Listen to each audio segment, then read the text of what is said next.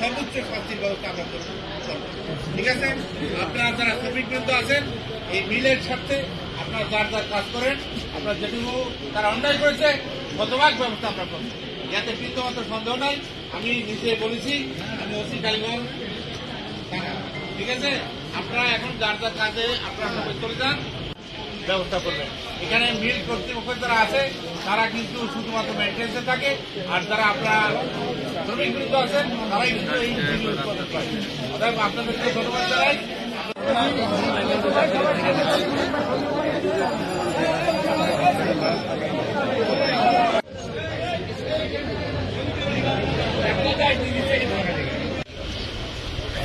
আপনাদের আজকে একটি ঘটনা শুনে আমি নিজে এখানে চলে এসেছি।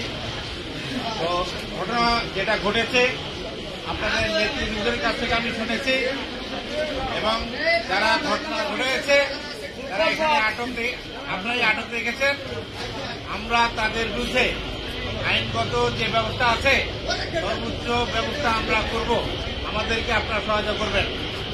এখন যেহেতু তাদেরকে আটকিয়ে রেখেছেন, আপনাদেরকে ধন্যবাদ জানাই যে অপরাধী যে তাকে আপনারা রেখেছেন, আমরা তাদেরকে নিয়ে যাব এবং আপনারা অভিযোগ করবেন, আমরা আইনগত ব্যবস্থা নিয়ে নেব।